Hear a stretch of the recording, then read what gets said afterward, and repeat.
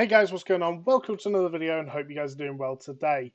Now, I've done a little bit of a mad recording session and this is the final one I want to record, but it's probably the first one you guys are going to see and it's because it's insane. We did 1 to level 50 in 1 hour.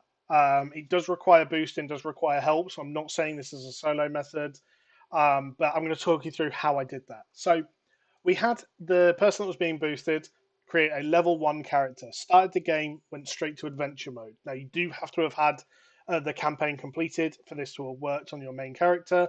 So it's very good for like helping boost people's ults. So he created a level 1 sorcerer, and what I did is he went straight to the statue, was level 2, world tier 2, and I took him into the capstone. So I'll follow through the process just so you guys can see it. So we'll go to world tier 2. Now, on world tier 2, then we went up here and did this capstone. And the way we did that is literally he ran in, and I gave him a little bit of experience during the way, but the purpose isn't for him to get experience here. It doesn't even matter. Run in and literally when you get to the last boss, get him to teleport to you and kill it with him in the dungeon. Happy days. He comes out, speaks to the statue, and goes to World Tier 3. Now, at World Tier 3, he'll be able to see the next capstone, which is here, the Fallen Temple. So we're going to go through and do World Tier 3 capstone dungeon, which unlocks Torment. Now, again, same process. Doesn't even matter about the experience here. Just go through, when you get to the last boss, have him teleport on the stairs just down to the last boss. He can stay outside, doesn't even need to come in. You go through and just kill it yourself. At that point, he will have unlocked Torment. Now, Torment, obviously, he's level, what, 6 at this point, I think he was. It's absolutely going to tear him apart, right? Kind of. Now, we've been using a specific dungeon to level him, which I now cannot find. Actually can't find it. I don't have it marked as to where it is. There we go. Champion's Demise. So typically I'll start in Durandai, and we'll go to Champion's Demise. Now, the reason for this one is it's an incredibly good dungeon to level in. And the reason for that is it basically always has a very similar map layout where you run in, go to the center, and then there's 3 prongs.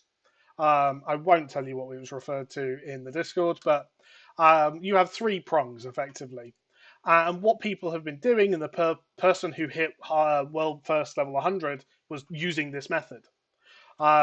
Effectively, what you would normally do is have 3 people clear a prong each, and the dungeon is so small that you all share experience.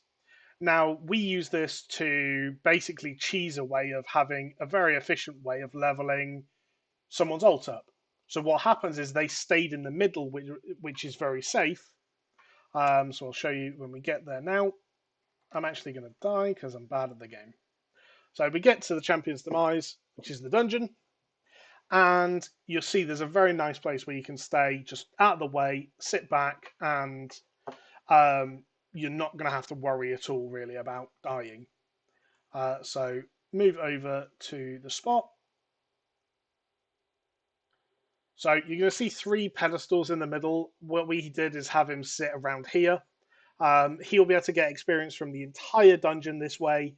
And in the first run, he gained 30. He hit level 30. In the second one, he hit 38. The fourth one, 44. Fifth one, 58. And then the sixth one was 50, I believe. So 6 runs. They all take about 8 to 10 minutes each. So you can see where we're getting that hour figure from, right? And he finished it with a ancestral unique staff, an 811 item power staff, which was insane. He finished with a load of ancestral pieces, a load of sacred pieces. He was pretty well geared, and actually it only took an hour for us to get to that process. So just to show you a quick couple of pulls, like I said, they're not particularly clean, and you do need to be strong to be able to do this. So as you can see, we pull everything together. I group it up. You can see the density in here is absurd, and I died. Like, it really is pretty nutty, and I'm obviously talking. That's my excuse. But you can see just how much XP he's going to be able to get from that.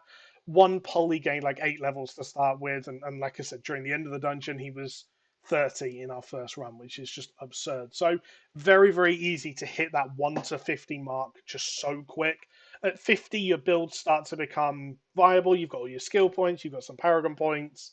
Like that's when builds start to become really fun, and you can skip all of that boring part of the game very, very quickly. So I hope this helps, and I hope you can do this.